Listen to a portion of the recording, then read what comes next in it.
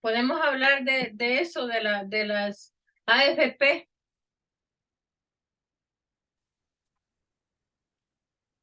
Sarita, Sí, podemos hablar de las AFP, sí, ¿verdad? sí. Y también de la niña que se suicidó porque se llevaron a su mamá en el régimen de sección. También podemos mencionarlo eso porque no está bien. No sé qué le está pasando, no puede entrar, dice. Y sí, está él ahí. Ujú. Solo es de darle el enlace y será que tendrá bajado el Zoom. No, ya está aquí, ya entró. Ya. Para que lo conozca, Sarita, por cualquier cosa, usted lo puede invitar a cualquiera, aquí está. Ah, ok, perfecto. Aquí está él. Bueno, buenas tardes. Luzmar me está escribiendo, Miriam. Hola, buenas tardes. Hola, buenas tardes. Moisés, Gusto mucho gusto. conocerlo. Aquí está Sarita, que siempre está conmigo. Y también el señor Hugo Orozco, pero él ahorita no se ha conectado otra vez. Aló, Luzmar me está preguntando si sigue en pie la transmisión, pero con ella es el otro martes, ¿verdad? con ella el otro martes, sí. Y ahorita le voy a contestar. Dígale que el martes a esta misma hora.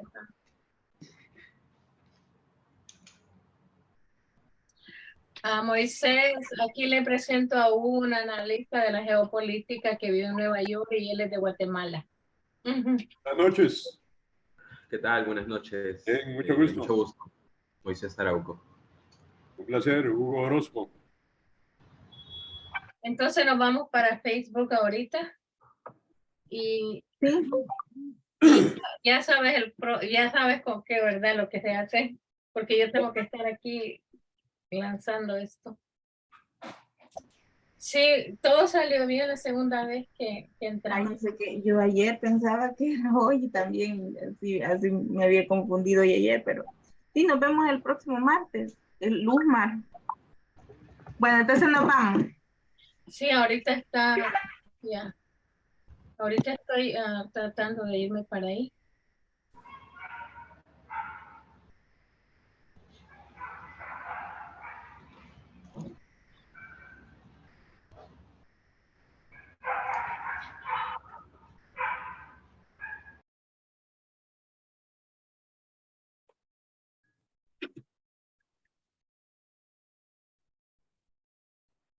Yo creo que iba a salir, Sarita, todo va a estar bien. Ahorita. Si hay eco, me dicen porque son dos páginas. Cuando hay eco, son dos páginas y tengo que sacar la otra. No, se escucha bien. 3, 2, 1.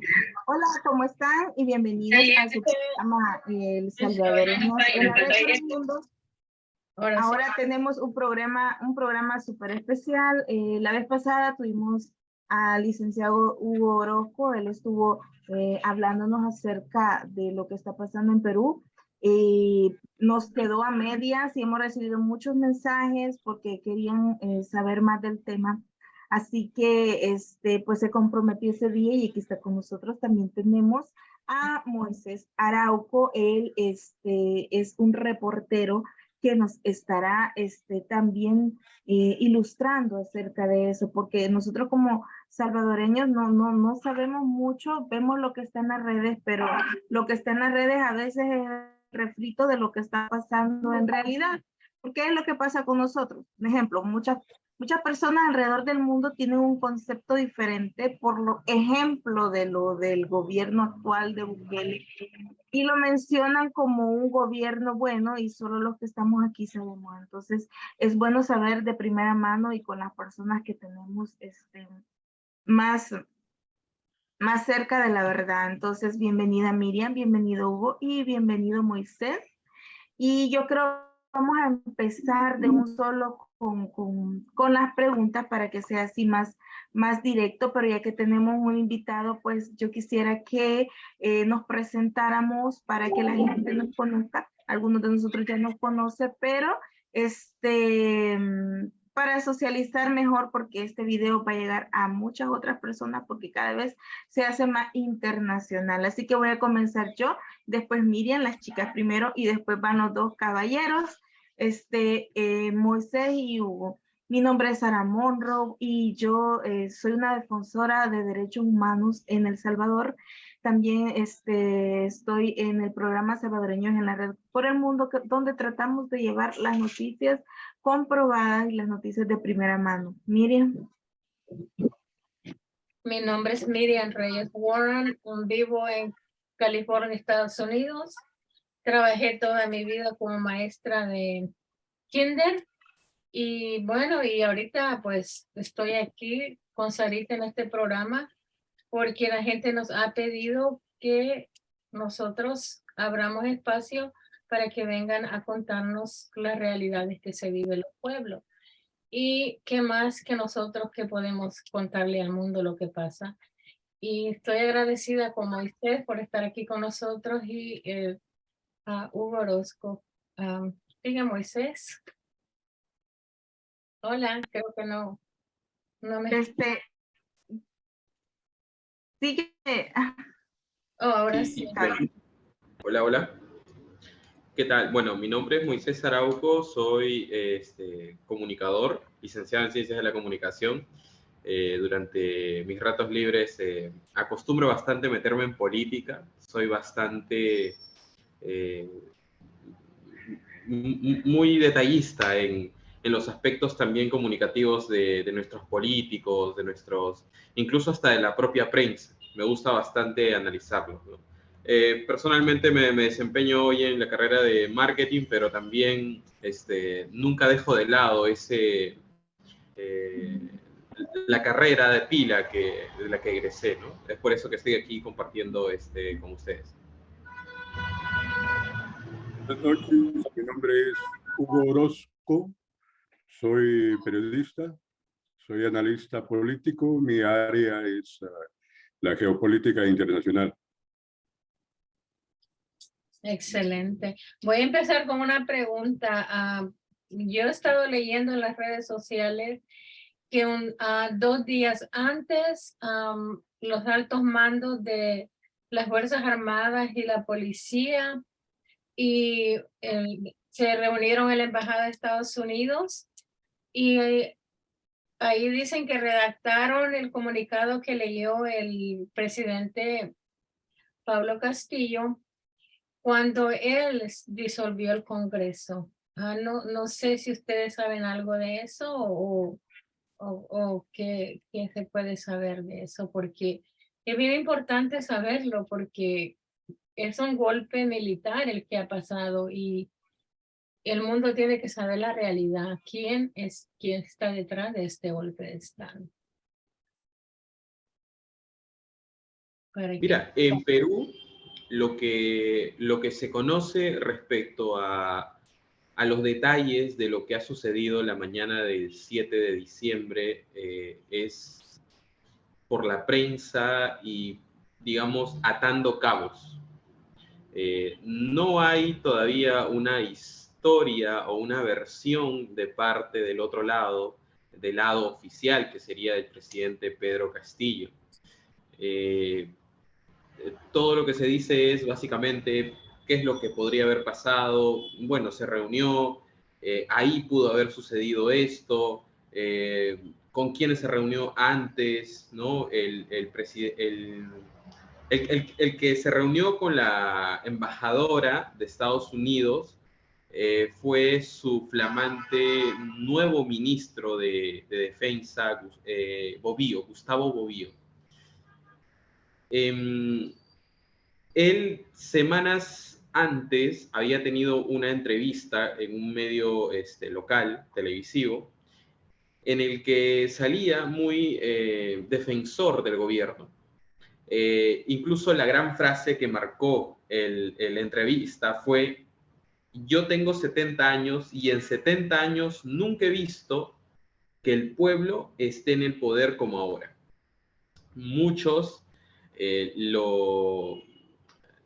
lo vieron como un acto de apreciación buena, ¿no? ante ante el gobierno, ¿no? Que estaba muy, pero muy, muy cuestionado por la prensa y también por otros sectores políticos.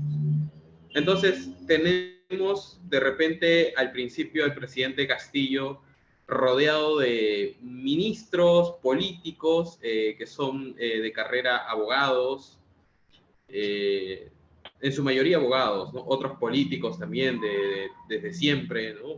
Muy, muy particular de su profesión. Y ahora un elemento militar, ¿no? Que sale y le dice, ¿sabes qué? Yo respaldo al gobierno del presidente Castillo y en 70 años, que yo tengo 70 años, nunca he visto que el gobierno esté en el poder como ahora. Y a las semanas vemos que este mismo personaje es quien asume el Ministerio de Defensa. Creo que a percepción de muchos de los que seguimos bastante el gobierno del presidente Castillo, vimos, wow, es decir, hay un sector de las Fuerzas Armadas, del Ejército, qué sé yo, de todo este conjunto militar, que a lo mejor sí ve bien al presidente Castillo. Una vez que asumió el mando del Ministerio de Defensa, ocurrió eso, ¿no? Incluso hay testimonios, pero eso ya lo dejo un poco subjetivo y lo dejo aparte porque todo lo que les he relatado es un hecho. Lo demás ya es quizás a interpretación, ¿no? Se dice incluso de que el ministro Bovío, alguna vez en una pequeña reunión con algún colega, le dijo, oye, qué bueno que ahora estás asumiendo el ministerio, ¿no? Y él le dice, sabes que sí, pero mi labor va a ser muy corta. Semana después ocurre lo que todos vimos. Hace menos de 24 horas, en un space de estos que hay en Twitter, tuve la oportunidad de preguntarle al exministro de Comercio Exterior y Turismo, al señor Roberto Sánchez, bueno, al exministro Roberto Sánchez, que también es congresista, porque quienes hemos seguido de cerca el gobierno del presidente Castillo merecemos saber, al menos de su lado, del lado de esto, qué es lo que pasó aquella mañana, aquella fatídica mañana del 7 de diciembre. Normalmente lo que conocemos es las versiones de la prensa que pueden ser un poco atando cabos, como lo que vimos en RT, quien menciona, ¿no? Y más o menos qué es lo que podría haber pasado. Y lo otro ya es la prensa tradicional peruana, que te va a decir, bueno, es un dictador, quiso cerrar el Congreso y aquí no pasó nada. Que esa es la versión que siempre la prensa hegemónica tradicional busca, imponer e implantar una versión para que miente, que al final esa se vuelve la versión oficial. Y eso es básicamente todo lo que ha ocurrido durante las últimas semanas, ¿no? Todavía no estamos bien. Entonces, o sea, Moisés, lo que estás diciendo es que en sí no, el presidente Castillo no quiso quitar el Congreso, que no se sabe, que no hay una versión oficial, que solo está lo que se repite. Lo que pasa, los hechos son los siguientes. El presidente Castillo salió en la mañana del 7 de diciembre a dar un discurso. Y ustedes vieron el discurso en el cual le temblaba incluso las manos. Fuera de eso, el presidente salió a dar un discurso. Horas después, al parecer, ni las Fuerzas Armadas, ni la policía, ni cualquier otro ejército del orden acató lo que el presidente de la República había decretado en ese momento. Entonces, y esto ya lo dejo a consideración de cada uno. ¿Qué podría haber pasado para que un presidente de la República que te dice en la mañana, vamos a cerrar el Congreso, vamos a cerrar el Congreso, vamos a dictar un montón de medidas, el estado de excepción, el toque de queda y tal, y a las horas, nada de eso se ve acatado. De mi parte, una de las cosas que yo postulo es que puede haber habido traición. Traición de parte del ejército, de las Fuerzas Armadas, que le pudieron haber dicho, presidente, está bien, vamos a acatarlo. Pero a la hora de la hora, no pasó nada. Lo otro que sí también puede haber pasado es que el presidente ya tenía pensado hacerlo. Quizás 2 semanas antes, una semana antes, haberlo conversado y vamos a plantear esto. ¿Por qué postulo esto? Porque en el momento en el que se dieron las cosas, todo, pareciera que todo estaba calculado. Hasta cuando votaron la moción de vacancia que presentaron, inclusive ya había una cierta interpretación de 2 artículos que habían unido y que le iban a dar una interpretación. ¿Cómo de 2 artículos puedes hacer una sola interpretación? O sea, es una cosa que pareciera que estuviera planificado. Pero el presidente Castillo al final no logró concluir con el golpe, no se levantó en armas como lo vienen procesando, no hubo tal rebelión ni nada por el estilo. Siendo objetivos, no pasó nada de eso, e inclusive su vacancia tenía que haber sido con un total de 104 votos, pero lo vacan con 101 votos. O sea, los que salen luego de decir está bien vacado, en realidad no está bien vacado. Él sigue siendo el presidente constitucional de la República. Pero claro, tienes a los medios de comunicación, tienes a un tribunal constitucional que también juega con el Congreso, tienes a las Fuerzas Armadas de tu lado, te impones. O sea, y creo que ustedes como salvadoreñas lo pueden ver, te impones ante lo que realmente, si te apegas a la ley, se cumple. Pero no tenemos eso. Gracias, Moisés. El programa pasado estábamos hablando de la condición del presidente Castillo en cuanto a que él no tiene una experiencia política, o sea, en la vida política. Él viene de otro nivel. Y nosotros aquí los salvadoreños tenemos en la mente que los políticos son corruptos y mienten y los políticos agarran mañas que él no tenía y pues se metió a la piscina con puros tiburones. Eso estábamos hablando la vez pasada. Y yo tengo una pregunta para Hugo y después Moisés pues la puede completar, pero Hugo, ¿usted cree que el presidente Castillo pudo haber evitado todo esto? ¿Qué fue lo que él hizo mal? ¿Qué fue lo que a él le faltó? ¿Qué fue los errores que cometió para llegar a esto? ¿Y cómo pudo él haber evitado esto que pasó? Y lo que pasó no se podía evitar, incluso desde antes de que él ganara en la segunda vuelta. Los limeños decían, nosotros preferimos a una corrupta antes que a un comunista. Perú Libre, un partido dirigido por unos izquierdistas, le prestó el partido. Al decir le prestó, quiere decir que Castillo no abrazaba, no se adhería a todo el ideario, al ideario completo de Perú Libre. Habían algunas afinidades en algunas cosas.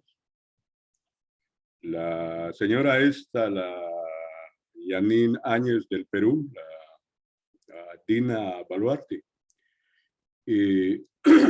también lo acompañó porque ella fue en la boleta la candidata a vicepresidente. Pero independientemente de los errores de Castillo, independientemente de su inexperiencia, independientemente de su ineptitud, de su incapacidad, independientemente de todo eso, desde el minuto 1, desde el primer día no lo dejaron gobernar. Porque, como yo digo, la derecha del Perú, los oligarcas del Perú, es una ultraderecha medieval, casi cavernícola.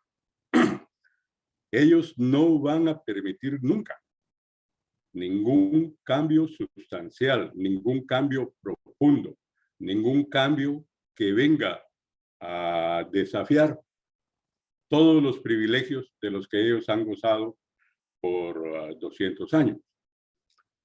Esto es así, siempre ha sido así en los 200 años que tiene el Perú de independencia, que nunca ha sido independiente, sigue siendo un feudo, siempre lo ha sido. Y lo que pasa no es nuevo. La única vez que se trató de hacer algo por los originarios, por el pueblo originario, por la gran mayoría del Perú, porque la mayoría del Perú son indígenas, fue cuando el general Velasco Alvarado, Francisco creo que se llamaba, si no me falla la memoria, le dio un golpe de estado a Fernando Belaúnde, 1968. Entonces, el general Velasco Alvarado trató de hacer algunas cosas mínimas. Alvarado no era de izquierda, pero se podría definir como alguien de tercera vía. Entonces, Alvarado renegoció algunos tratados importantísimos para el Perú. La industria de la pesca, la industria de la minería, hizo una reforma agraria, creo que oficializó el idioma quechua, y hizo algunas cosas. Es, yo creo, uno de los mejores presidentes que ha tenido el Perú. Ese intento se acaba en 1975, creo, algo así. Y luego tenemos ya en la época más moderna a Fujimori, el ingeniero Alberto Fujimori, que fue electo democráticamente dentro del sistema neoliberal. Él mismo se dio un golpe de estado en lo que se llamó el Fujimorazo en el 92. Ahí se redactó la constitución que rige actualmente el Perú, que es una constitución totalmente hecha a la medida de los corruptos y de los fascistas. Este golpe, este autogolpe, el Fujimorazo, fue exitoso. ¿Por qué? Porque Fujimori tenía el aval del ejército, el aval de la prensa.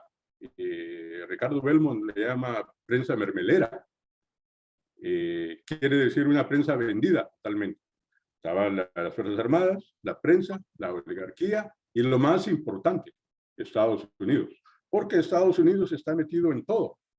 Todos los golpes de América Latina, desde 1954 en Guatemala, después 1963, creo, República Dominicana, 1975, Chile, 73, 75 Argentina, y toda una serie de golpes. Nos vamos a lo más reciente de la época moderna, que es el golpe contra Mel Zelaya en Honduras, en el 2009, creo que fue, el golpe en Paraguay contra Lugo, Panamá. Aquí tenemos Panamá, Granada, bueno, todo el continente ha sido jodido por Estados Unidos. Entonces Estados Unidos tampoco va a perder su hegemonía, porque para Estados Unidos América Latina es patio trasero. La doctrina Monroe de Eisenhower es muy clara en eso. América para los americanos. Pero los americanos se refiere al estadounidense. Nosotros somos los americanos. El resto son nuestro patio trasero. Así ha sido siempre. Y Estados Unidos no está dispuesto a ceder en esa hegemonía. Y lo que se viene ahorita en Perú, y ya el próximo mes, es importantísimo. Porque hay que renovar los contratos que hizo Fujimori en el 92, a 30 años de concesiones a las mineras. Esos contratos se vencen ahora, 2022. El 2023 tiene que renovarse. Entonces aquí todas estas mafias de poder, todos estos criminales que están en el Congreso, están ahí como tiburones esperando su tajada, porque a cada uno le van a dar mínimo $100,000, no 100,000 soles. $100,000 para que firmen otra concesión y jodan al Perú por otros 20, 30 años. Esto es lo que yo tengo que decir a grandes rasgos. Muchas gracias. Su opinión, Moisés, que pudo haberse evitado esto, Castillo, ¿pudo haberlo evitado o era inminente? El golpe era inminente por la medida que tomó. Si él hubiera seguido ese mismo día, en ese mismo día, en la tarde, él tenía la tercera moción de vacancia que iba a afrontar. Una noche antes se comunica con Alfredo Serrano, que es también un analista político, y le comenta de que todo está muy bien, de que al parecer, y está tan confiado de que esa misma tarde la moción de vacancia no va a prosperar y que, bueno, va a ser una de muchas más. Muchos analistas de otro, digamos, de derechas o qué sé yo, de cualquier otra cosa, mencionaban y decían que, la medida que él había tomado, que era de cerrar el Congreso y de también tomar otras instituciones, cambiarlas y tal, no correspondía a una medida institucional, constitucional, y que por lo tanto rompía las reglas, y lo que él había hecho era básicamente patear el tablero para que le hagan eso. Ese es un análisis muy pobre para gente que opina así, porque lo real es que si en todo caso le hubiera salido bien el cierre del Congreso, hoy estaríamos en otras condiciones. Pero también es cierto de que si él no hacía nada de esto y en la tarde afrontaba la tercera moción de vacancia y salía victorioso de aquello, la realidad no hubiera cambiado tanto, porque él ya afrontó dos y tenía todavía estas zancadillas que le ponía el Congreso. El proceso o la figura más o menos es que hay más de 60 proyectos de ley que el presidente Castillo presentó durante todo su mandato, que están en el Congreso y que el Congreso los tiene encarpetados. No pasan a comisión, o en todo caso están en comisión y no le dan trámite, ni siquiera están en debate, ni nada por el estilo. Ven algo que es contrario a sus intereses, lo archivan, aceleran el proceso y así. Entonces, es más que obvio que el presidente Castillo, al ver todo eso y decir, bueno, aún así yo salga victorioso de esta tercera moción de vacancia, igual no me van a dejar trabajar. Igual van a estar haciendo lo mismo que las dos mociones anteriores. O sea que de nada sirve que él haya tenido que estar al pie de las leyes o en el marco constitucional. Recordar también que la constitución de Fujimori no fue una constitución que se le preguntó a la gente. Ciertamente lo redactaron, hubo un congreso también, pero que no tenía la representatividad que hoy sí se pide, y que claro, el único que podía cumplir eso era el presidente Pedro Castillo. Tener de repente constituyentes indígenas, tener constituyentes campesinos o dirigentes campesinos, tener constituyentes de bases sociales que respondan a un grupo determinado, porque lo que tuvimos en el 93 fue un congreso constituyente de políticos de siempre, que siempre han vivido y han medrado de la política. Entonces, ¿cuál era el cambio en ese aspecto? Y esa es la diferencia un poco en lo que se quiso hacer con el presidente Castillo y lo que se hizo con Fujimori. Y este es el resultado de esa constitución que a nadie le preguntaron si quería cambiarla o no, y que una vez redactada fue a referéndum y le dijeron sí, sí, sí, la aprobamos. Una vez que la aprobaron, echóse a andar. Y ya estamos. Esta es la realidad peruana. Una pregunta, porque nosotros los funcionarios en El Salvador, mientras están en el poder, tienen un fuero político que no permite que sean arrestados, no permite que sobre ellos haya juicio alguno. Entonces, la pregunta es, allá en Perú no tienen fuero, y la segunda es, si no le alcanzaron los votos para poderlo sacar, o sea, que legalmente él sigue siendo presidente, porque algo así te entendí, ¿no dices? Que él sigue siendo presidente legalmente. Entonces, ¿quién es el que, si él sigue siendo presidente legalmente, ¿por qué no está ejerciendo? ¿Quiénes están, digamos, presionando para que él ya no sea presidente, aunque no lo pudieron sacar con votos? Mira, la figura sucesiva es esta. A él lo vacan con esos 101 votos que son insuficientes. Necesitaban 104 votos. Pero paralelo a eso, él estaba detenido. ¿Cómo puedes detener al presidente de la República?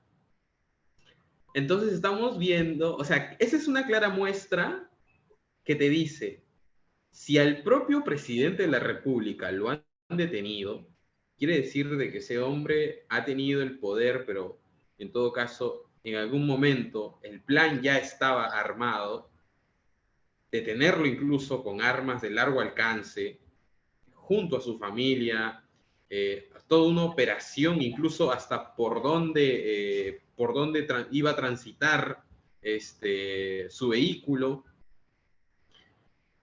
Una vez que pasa todo eso, paralelo a eso, lo vacan. Pero constitucionalmente, el presidente de la República tiene un año en el cual no se le puede tocar. Un año. Es decir, estamos hablando que todo 2023 a él no se le podía tocar. Constitucionalmente. A que me guste o no me guste esa constitución es otro tema. Pero constitucionalmente no se le podía tocar.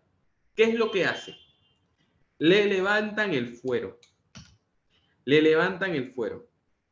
¿Cómo? ¿Por qué? Bueno, agilizan el proceso, ponen en primer orden el tema de levantarle el fuero, y es por eso que ahora han procedido de una manera rápida, así veloz como nunca, darle 18 meses de prisión preventiva.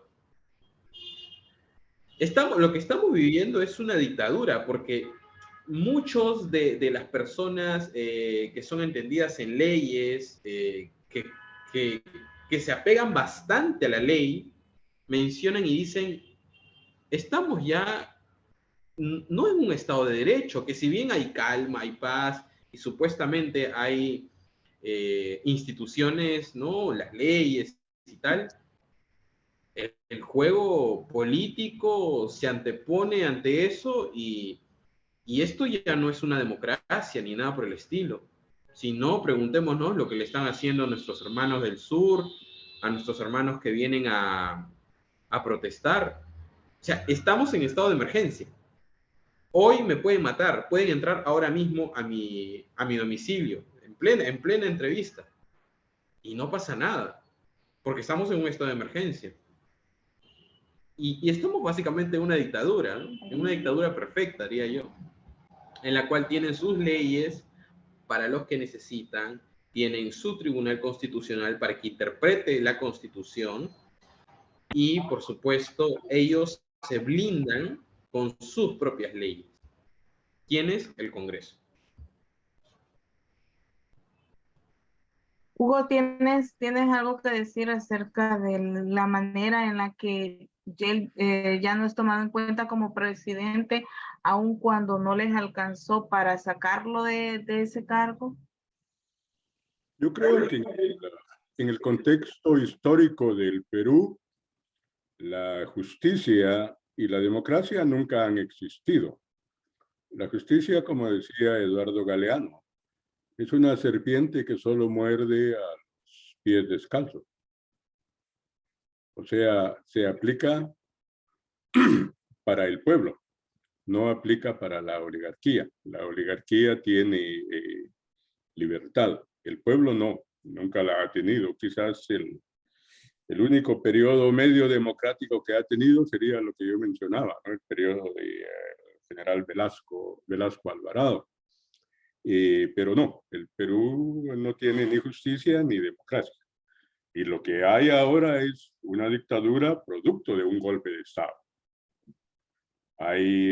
Creo que ahí llegan a 30 los asesinatos, porque hay que llamarle al pan pan, al vino vino. En el Perú, la prensa y todos los medios de la derecha en América Latina le llaman fallecidos. No hay ningún fallecido. Hay asesinatos, hay cientos de detenidos, hay cientos de personas heridas con lesiones. Hace un par de días, creo, se allanaron la sede de la CCP, que viene siendo la Confederación de Campesinos del Perú. Ahí la policía les fue a sembrar evidencia falsa, como en Colombia, los falsos positivos. Y están acusando a un par de campesinos, creo, de ser senderistas, porque como decíamos en el programa pasado, en el Perú, cualquier persona, cualquier organización, cualquier grupo, lo que sea, que se manifieste, que se exprese un poco en contra del sistema fascista que impera en Perú, el sistema fascistoide, inmediatamente es estigmatizada, inmediatamente es demonizada, inmediatamente le ponen el rótulo de terruco, de comunista, de senderista. El Sendero Luminoso, que yo sepa, dejó de existir a mediados de los 90 con la captura de su líder, ¿no? Abimael Guzmán, y desmantelaron todas las estructuras. Eso ya no existe, pero en los peruanos y sobre todo en los limeños, ¿no? Cualquier cosa que a ellos no les parece, que a ellos no les gusta, terrorista, terrorista, comunista.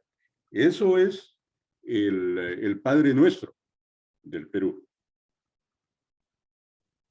Incluso decían que es terrorista, lo trataban hasta el último de su mandato como terrorista.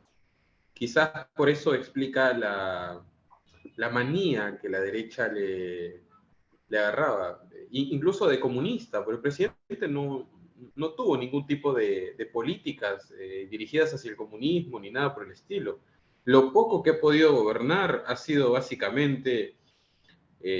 recuerdo que una de las primeras cosas que hizo un ex presidente del Consejo de Ministros fue lanzar un tuit en el que decía, tienen 24 horas la empresa que administra el gas de Camisea para poder revisar los contratos. Semanas después, el presidente Pedro Castillo, quizás por un tema de forma, lo retiró y dijo, bueno, hasta aquí nada más. Pero otras políticas viradas hacia el comunismo y tal por el estilo no son en lo más absoluto. El presidente no es comunista. Una pregunta, Moisés. Sí. ¿Vos qué salida le ves a esta crisis, a esta espiral? ¿Cuál sería la luz al final del túnel para medio estabilizar la fragilidad que se vive ahora bajo la dictadura? En dos palabras, asamblea constituyente. Creo que estamos entrando en aquello, pero también nos falta bastante poder concientizar lo que es una asamblea constituyente y también tenemos varios frentes. O sea, estamos en medio de una dictadura. Frente a eso, por ejemplo, en las demandas actuales, lo que se pide es, dentro de muchas, o sea, ya no es primero o segundo, es cierre de Congreso, Asamblea Constituyente, liberación del presidente Pedro Castillo, restitución del presidente Pedro Castillo, y son esas 4 demandas. Sin embargo, de todas esas, en las que coincidimos todos los que salimos a protestar o nos manifestamos, es Asamblea Constituyente. Pero también el eco de una prensa que va, por supuesto, a sacar solamente lo que le conviene es ciudadanos piden o protestantes piden nuevas elecciones. Cosa que está bien y que me digo, bueno, no quiero a Dina Boluarte, tiene que ser un nuevo presidente, un nuevo Congreso, pero eso no va a solucionar el problema. En lo absoluto, no va a solucionar el problema. Es como, curiosamente, un paisano peruano radicado en Estados Unidos me decía, es el perro que da vueltas y se muerde la cola. Nunca llegas a salir del problema. Las nuevas elecciones, básicamente, es decir, bueno, vamos a seguir en este mismo sistema, ¿no? Vamos a tener un Congreso que va a querer vacar al presidente, un presidente que va a querer disolver el Congreso, y entonces, ¿cuál es el cambio? Mejor seguimos en el sistema y nos quedamos callados. Pero hay sectores que solamente están abocándose a ello, mientras que el pueblo ve la solución, y creo que la tiene más clara, respecto a una asamblea constituyente, popular constituyente, por supuesto. Bueno, sí, yo les quería comentar que aquí en El Salvador también estamos viviendo un estado de excepción y también a mí en un momento dado, yo que estoy aquí, me pueden venir a tocar la puerta, llevarme detenida sin que yo tenga derecho a saber por qué me llevan, sin que yo tenga derecho a una defensa, me meten a la cárcel, me desaparecen de mi familia, no les dan, ni siquiera ellos, no les dan dirección de en qué centro me tienen. Y podría de repente aparecer en una fosa común de los cementerios o de repente una funeraria le llama a mi familia diciéndoles de que estoy ya muerta, ¿verdad? Eso es lo que está pasando aquí en El Salvador. Pero vaya, la pregunta es esta. Aquí en El Salvador, el presidente de la República entró con el ejército a la asamblea. Bueno, no hace, cuando tenía unos meses en su mandato, porque no le dieron un préstamo que él había pedido y los diputados en ese entonces, que no era mayoritario de los de la ANE, se lo negaron.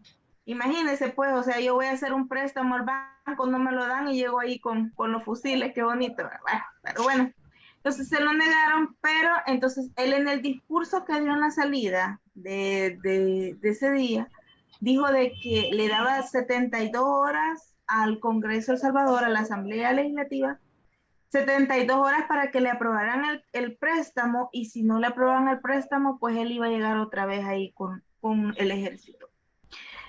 Bueno, las 72 horas pasaron, yo no sé quiénes jaló las orejas, si fueron allá los chelitos, los de allá del norte, o no sé qué pasó, pero pasaron las 72 horas y él ya no fue y ya no pasó nada.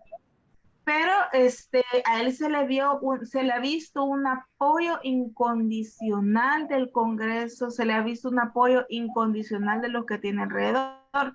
La pregunta es, ¿quién fue el que traicionó al presidente? ¿Lo traicionó la oposición de él o lo traicionó su misma gente? ¿Por quién fue traicionado el presidente? ¿O todo el mundo lo traicionó? ¿Cómo es el volado? Te podría decir que justo cuando ocurrió el cierre del Congreso, aquella mañana, todos los ministros lo traicionaron. Todos los ministros, todos. presentaron su carta de renuncia, ¿no? Que es como decir, no, yo no tengo nada que ver con esto, soy un demócrata, ¿no? Porque eso es lo que es la palabra más prostituida en el mundo, en la política, ¿no? Decir soy demócrata cuando realmente estás en un cargo, ¿no? A elección popular, o respetas ciertos procesos que básicamente es en un sistema que tampoco le conviene al pueblo. Ser demócrata, al menos de la percepción que yo tengo, es el poder del pueblo. El pueblo es quien toma ese rumbo. Pero respecto a tu pregunta, en ese momento, claro, lo traicionaron. El presidente ha tenido un montón de desaciertos también, no estoy tratando de justificarlo, pero al parecer el presidente también no confió en personas que debería. Le dijeron, confió en personas que no debería, perdón. Está el caso, por ejemplo, del ministro Bovío, de este ministro que se reunió antes de ser ministro con la embajadora de Estados Unidos. El propio secretario general del partido por el cual había entrado también, digamos, se volvió hostil y un poco chantajista porque, según medía la balanza, quería alguna cuota de poder en algún ministerio con algún congresista o con alguna gente de su partido. Toda esta construcción creo que desde el inicio ya habían nacido de esta manera, en confrontación. Incluso dos fuerzas políticas, que es su partido y su secretario general, quien era digamos, el ala, no radical, pero sí más pragmática, entró en discrepancias muy fuertes con la otra ala, que era más progresista, una izquierda más liberal, y no podían entenderse. Ante todo esto, el presidente Castillo, al tener a aquellos dos, el secretario general, que es Vladimir Cerrón, y la candidata que le apoyó, que también es de izquierda, Verónica Mendoza, yo asumo que tanto Verónica Mendoza como Vladimir Cerrón pensaron que Pedro Castillo era un títere al cual podrían manejar. Hasta determinado tiempo, y cuando asume el premierato Aníbal Torres, se ve cierta estabilidad, una estabilidad y una solidez, incluso en ministros que seguían en las carteras, porque anteriormente era muy inestable. El premier Aníbal Torres fue quien, si hablamos de traiciones, te podría decir que traidores todos, pero quien nunca ha sido traidor, o quien sí ha acompañado hasta el final, incluso hasta el día de su detención y hasta donde ha podido, ha sido el ex premier Aníbal Torres. Incluso en algunos días, él asumió parte de la defensa del presidente Pedro Castillo. Y todos resaltamos eso, porque en un momento así, ¿quién se queda contigo? ¿Quién se queda contigo? Y no por dinero, sino porque has compartido durante bastante tiempo en el gobierno y también te has hecho parte de una amistad. Yo más hablaría de la lealtad del premier Aníbal Torres y del presidente Castillo, pues como bien habían mencionado, no es un presidente que viene de gestión pública, por ejemplo. Nunca ha sido parte de un gobierno o de una gestión. Él ha sido un sindicalista, ha sido un dirigente de magisterio. En el 2017 salió con un grupo inmenso de maestros del Perú aquí a Lima y no se fue hasta que consiguiera por lo menos el 80 o el 90% de sus pedidos hablados y cumplidos con el gobierno. Entonces, estamos hablando de una persona que no hace política, sino que es un dirigente que va, tranza, habla las cosas, dice esto, el otro, y se cumple.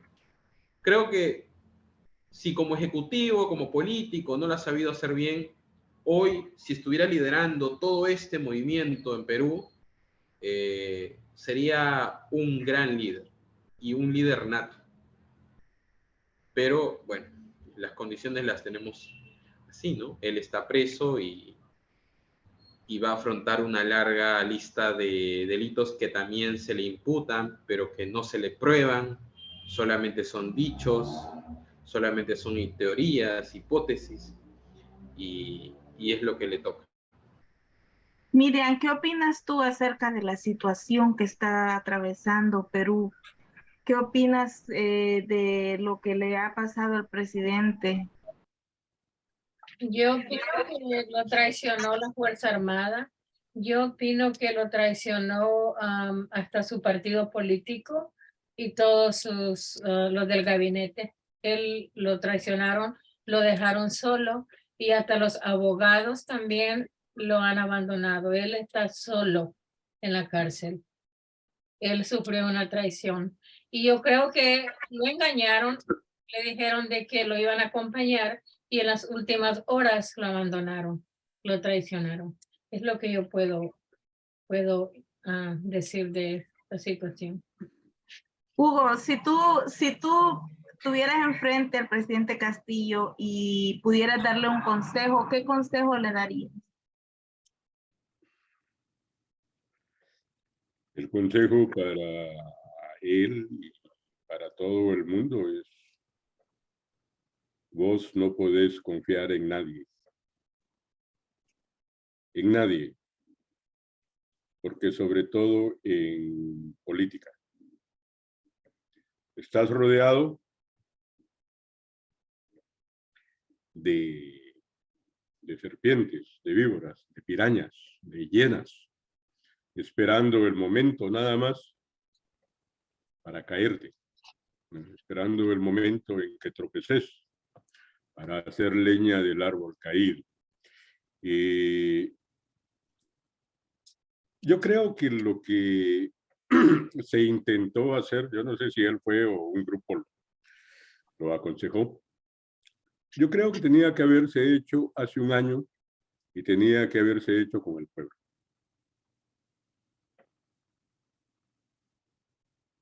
Porque hace un año todavía el apoyo era más, el apoyo de los indígenas, sigue todavía, pero hace un año era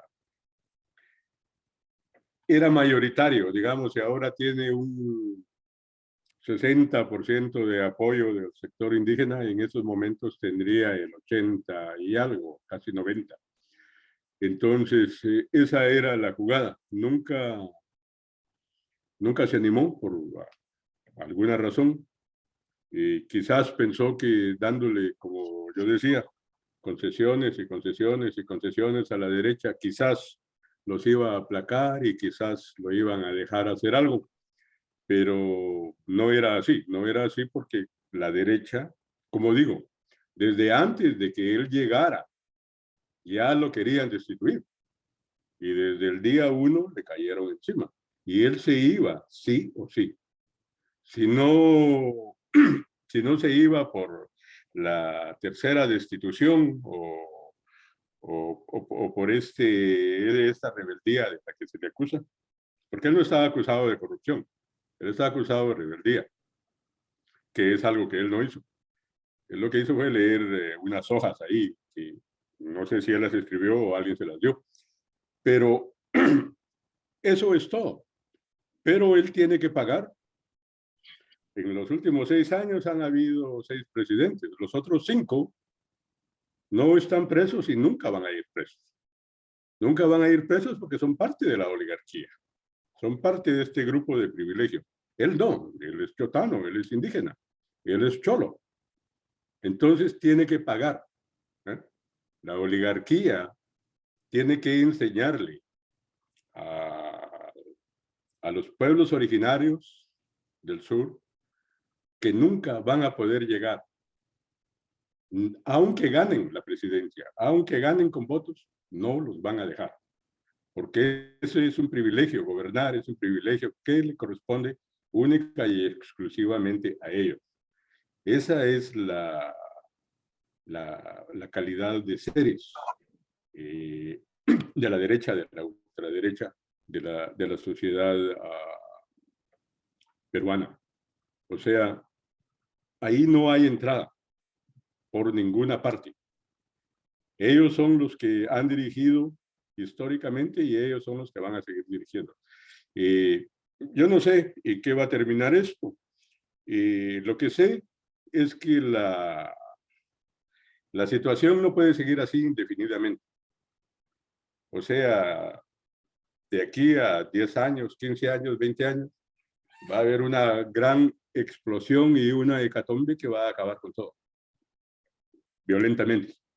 Sí, en los próximos meses no se le busca algún tipo de solución sensata, algún tipo de solución política, pero parece que la derecha de Perú no está lista para abandonar parte de sus privilegios. Así es. Moisés, la vez pasada yo hice una pregunta porque en los medios están circulando un montón de videos y nosotros, bueno, nos comemos lo que nos sirve en los medios de comunicación y a veces por eso nos llevan para donde ellos quieren, pero la pregunta es la siguiente. El abogado del presidente Castillo dio unas declaraciones en las cuales dijo que al presidente Castillo le habían dado una especie de brebaje o una especie de, no sé, bebida que lo puso así. Nosotros en El Salvador decimos surumbo, ¿verdad, Miriam? Que lo puso así surumbo, que lo puso así mareado. E incluso que el presidente Castillo no se acuerda de lo que él dijo en ese discurso. Eso no lo ha dicho el presidente porque yo no lo he visto o no he visto ese video. Eso lo dijo el abogado, de que él no se acuerda de lo que dijo y que cuando dijo ese discurso él estaba bajo la influencia de un brebaje que le habían dado. ¿Qué opinas tú de estas declaraciones de ese abogado? El que dio las declaraciones de que no se acuerda, sí fue el abogado, y en una segunda declaración el ex premier Guido Bellido también dijo que le había preguntado, Pedro, ¿qué pasó? ¿No? Y Pedro Castillo, según, ¿no?, el ex premier, dice que Pedro le respondió, la verdad, Guido, no me acuerdo de nada.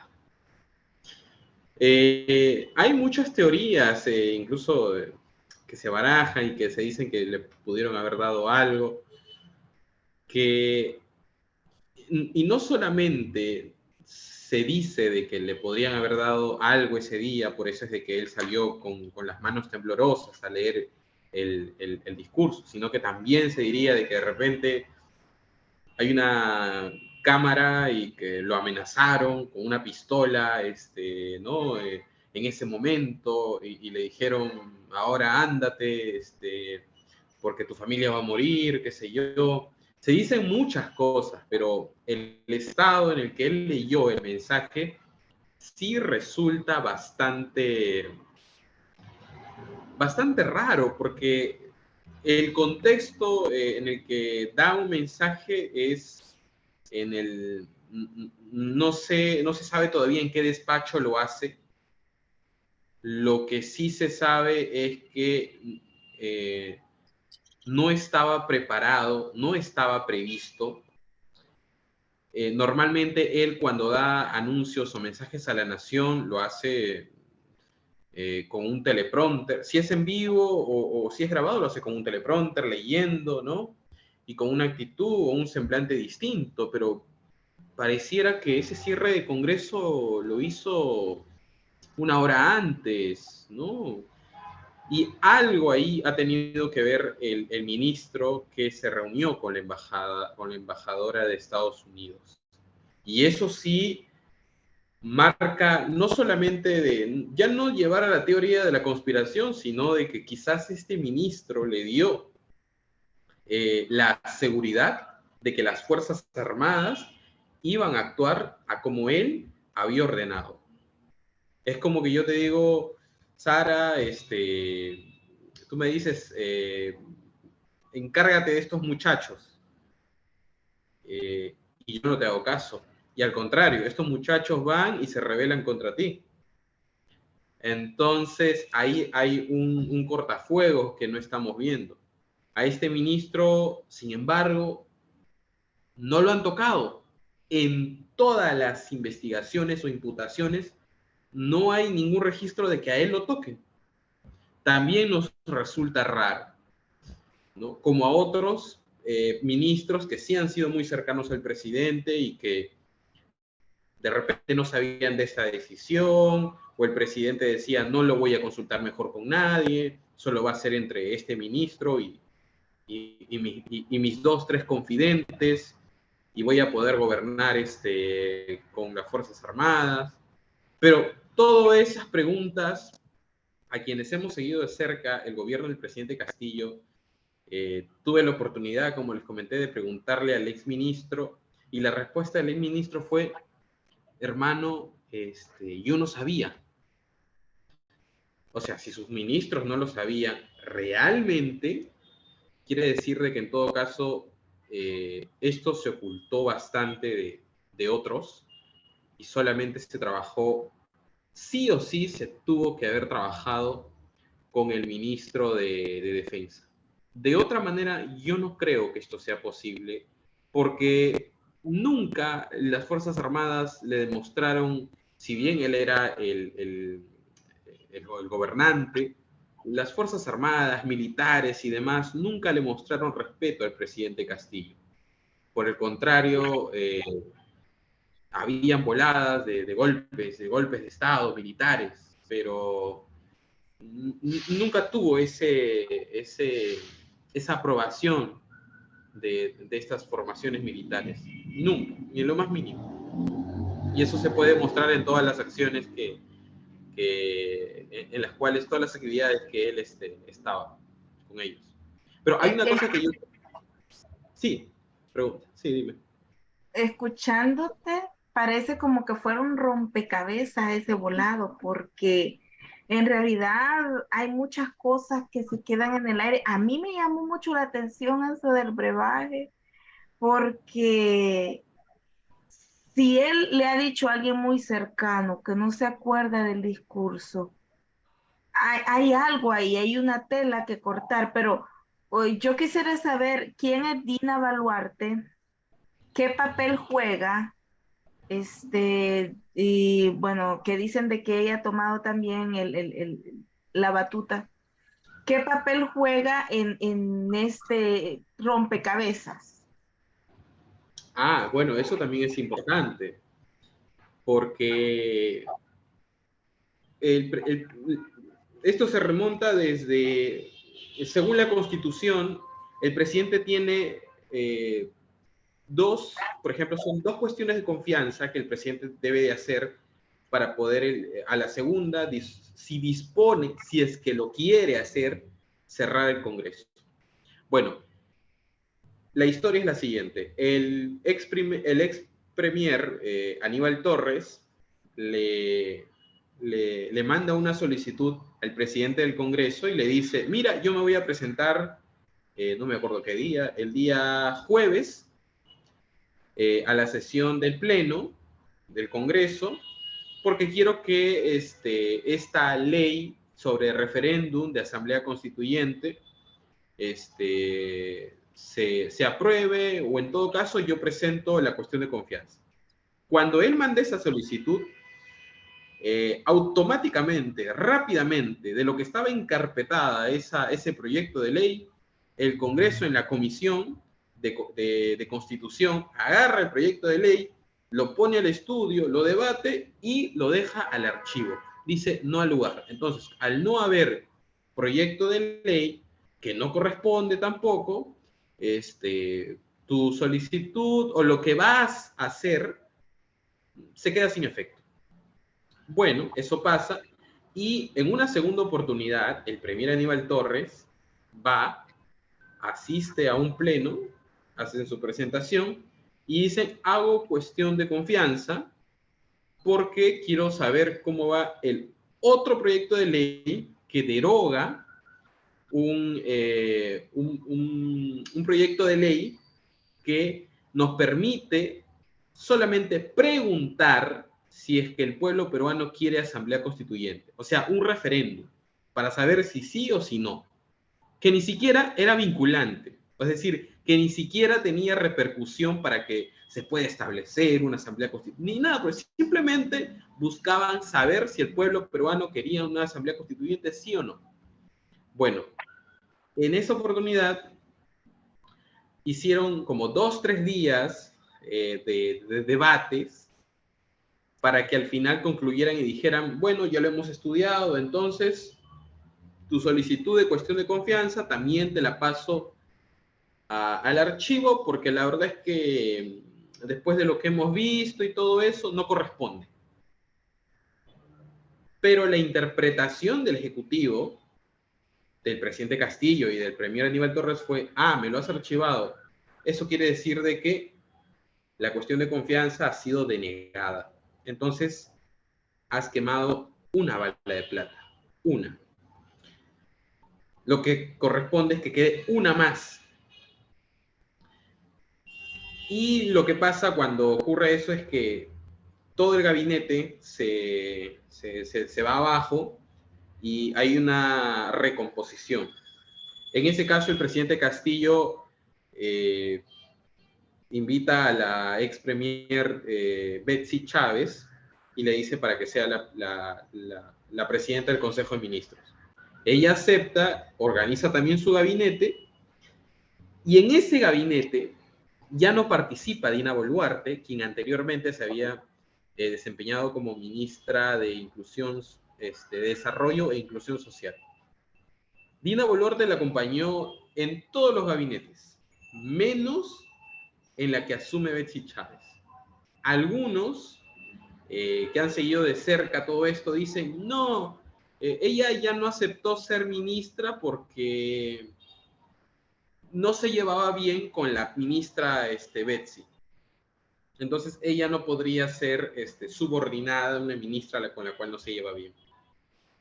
Y yo recuerdo eso, esa respuesta, yo recuerdo de varias gente que le pregunté y le dije, oye, pero como que no te suena algo parecido como en el 2017 con el expresidente Pedro Pablo Kuczynski y el vicepresidente Martín Vizcarra. No te recuerdo eso, no. Todos dijeron lo mismo, de que no pasaba nada. Pero al final ocurrió eso. Ocurrió que al parecer, y esto también es especulación, pero sí es bastante, se demuestra incluso con los actos que al parecer sí habría hablado ya con la derecha, habría ya transado, hablado, pactado con la oposición. Porque lo que hemos visto ahora, desde el día 1 de este gobierno de facto, de esta dictadura, es que toda la oposición, lo primero que hizo Dina Boluarte, en vez de sentarse y hablar, dialogar con las bases sociales, con los sindicatos, con los gremios, con las comunidades campesinas, con los pueblos originarios, que es lo que sí hacía el presidente Castillo, lo primero que hizo ella fue sentarse a hablar con las bancadas de oposición. Pero uno diría, bueno, es el talante democrático. Pero tanta felicidad, o sea, como para que en abril una miembro, Norma Yarrow, de una bancada que se llama Avanza País, ella había presentado una denuncia constitucional para inhabilitarla, para que ya no sea la vicepresidenta incluso, por un tema que se le involucró por un financiamiento y un embrollo así para que hoy se venga y se sienta contigo, porque 2 semanas antes ya le habías, de esa denuncia que le habías hecho, le habían hecho todo el Congreso el favor de archivarle la denuncia. O sea, le archivaron la denuncia, pasó lo del presidente Castillo y hoy están de la mano. En política nada es casualidad. Es como si ya le hubieran preparado el camino para que finalmente le dieran el visto bueno. Y desde luego, la permanencia hoy de Dina Boluarte no es tanto porque ella se quiera aferrar al poder, sino porque su permanencia, ya sea 1 año, 2 años, le va a dar a este Congreso el tiempo para que puedan hacer sus reformas. Reformas que son básicamente que nuestro Congreso unicameral se convierta en bicameral, que hay una Cámara de Senadores y de Diputados.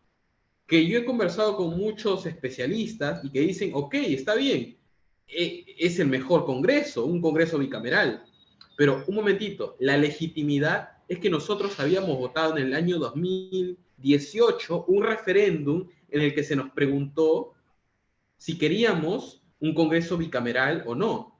Y el 80% de los peruanos dijimos, no queremos un Congreso bicameral porque ya lo tuvimos antes. Razones nos sobran, nos bastan, podemos estar equivocados o no.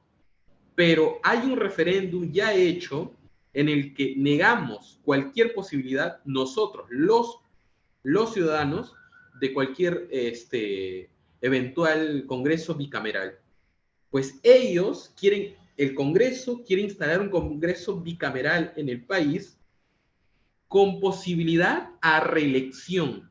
O sea, también habíamos votado para que los congresistas no se reelijan, para que no haya reelección.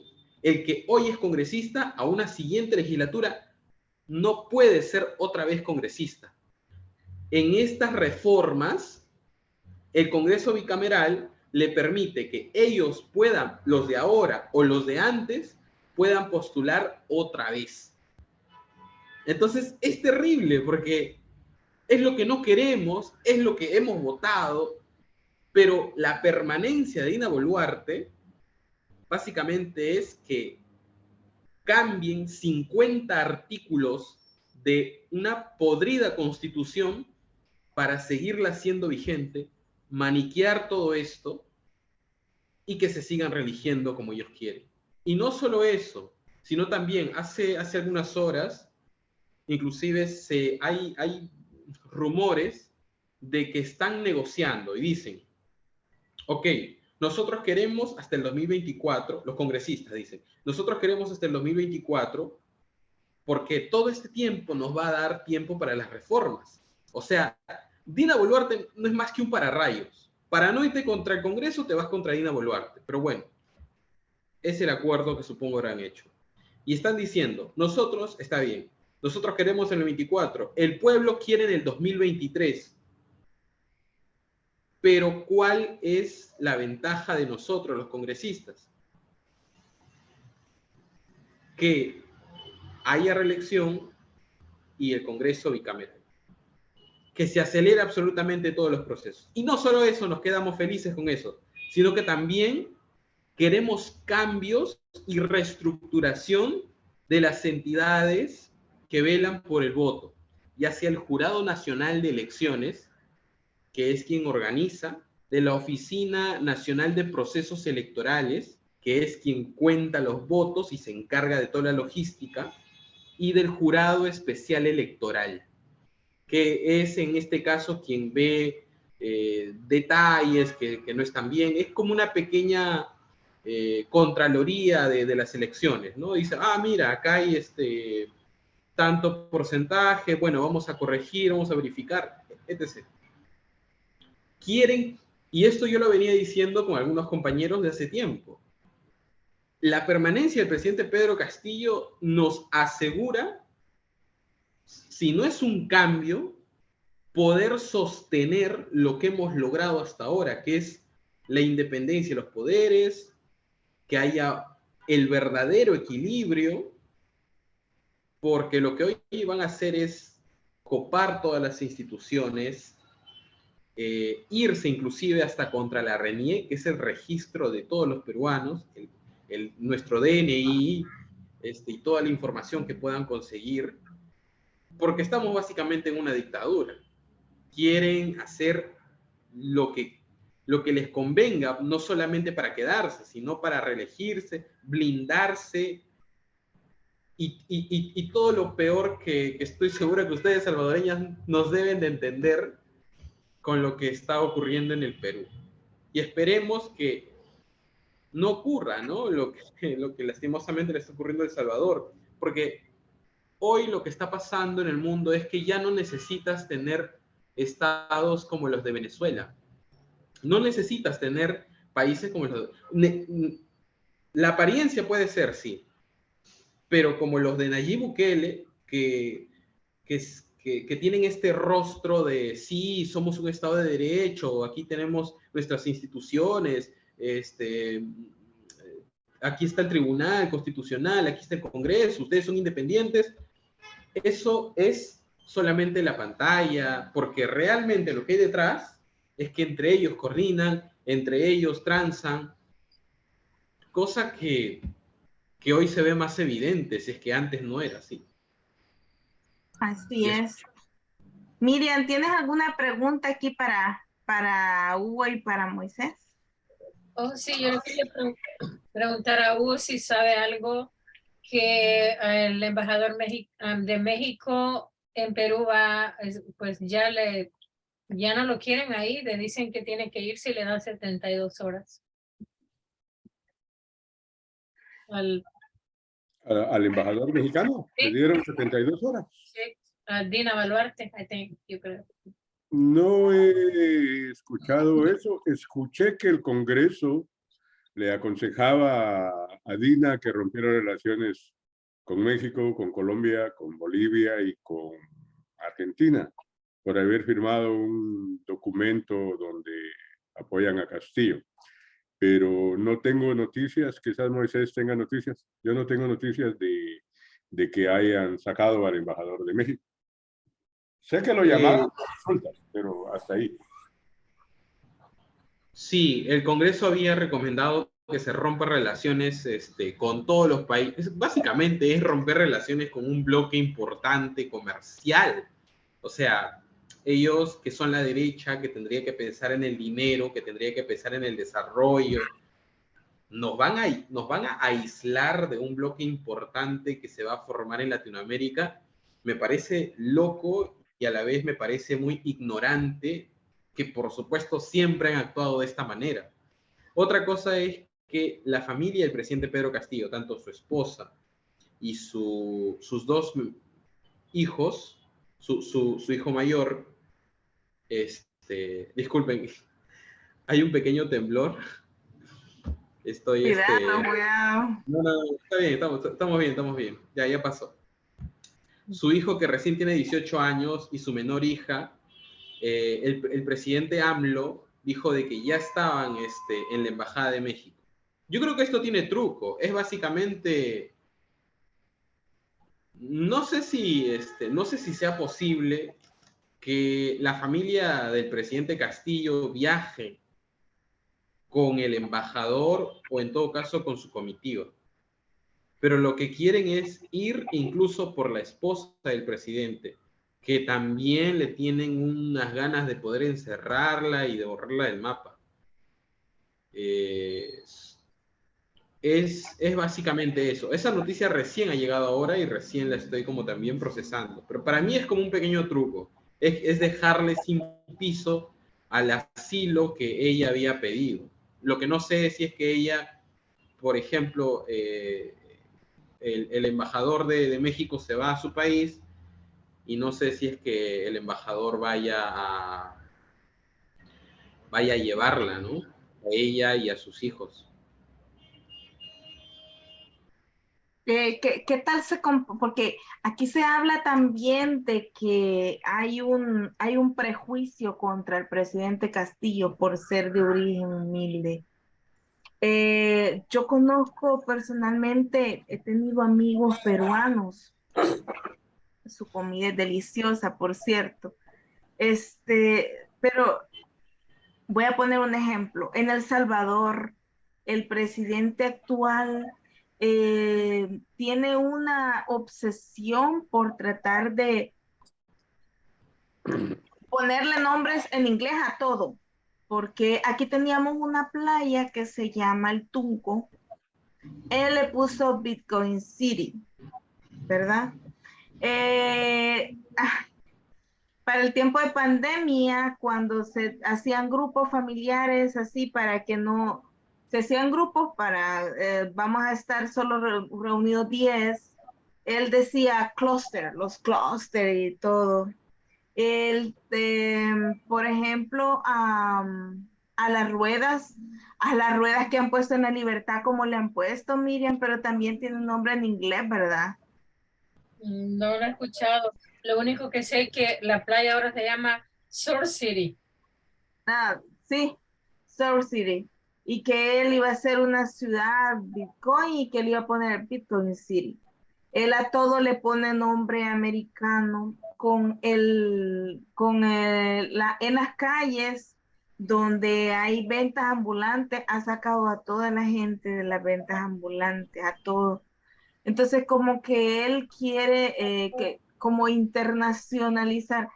Un ejemplo, en el Teatro Nacional, que es algo cultural y todo, ha puesto un Starbucks. Ese es el negocio que ha puesto ahí en el teatro. Entonces, bueno, en Perú hay una ¿Él como gobierno o ha dejado que la mano del mercado ponga un Starbucks? pues allí está, o sea, que lo que le criticábamos era que en el Teatro Nacional, habiendo tantos emprendedores, que en El Salvador también es un productor de café, habiendo tantos emprendedores, ven a poner una marca como esa, que no es barata para nada, entonces, y todo eso. La pregunta es, allá en Perú, ¿también quieren imponerles, porque aquí yo siento que nos están imponiendo otras culturas que no son las de nosotros, allá también quieren hacer lo mismo? Aquí no ha hecho falta un Nayib Bukele para eso. Aquí la gente ya se impone eso de por sí, ¿no? Es parte de la alienación. El tema de la discriminación en el Perú, del clasismo, es estructural, ¿no? Seguramente Hugo también debe conocerlo. Y no es de ahora. No es que viene, ¿no?, Estados Unidos o con esta onda anglo también de querer ponerle nombres a las cosas en inglés, ¿no? Sino que en el Perú ya es un tema estructural que viene del virreinato, cuando existían las clases. Y no estamos en cualquier lugar, no estamos o sea, estamos en el centro de un virreinato. El último virreinato de Latinoamérica, o al menos de Sudamérica, ¿cuál fue? Lima. Entonces estamos hablando de una ciudad que durante 200 años, después de la independencia, todavía añora poder sentirse superior al resto, ya sea de culturas o de gentes, ¿no?, que tenemos este color de piel, que tenemos apellidos, ¿no? Quizás mucho más autóctonos. Mi segundo apellido es Huicho, que es muy peruano también. Y a la vez también se mezcla ya este tipo de cosas, ¿no?, modernas, como los nombres en inglés.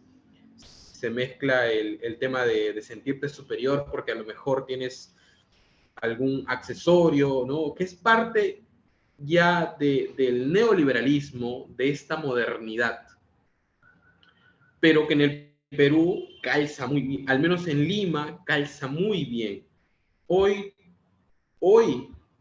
las regiones del sur en su mayoría están convulsionadas, algunas del centro también, y algún departamento o alguna región en el norte, que también son una o dos. Pero en Lima no pasa nada.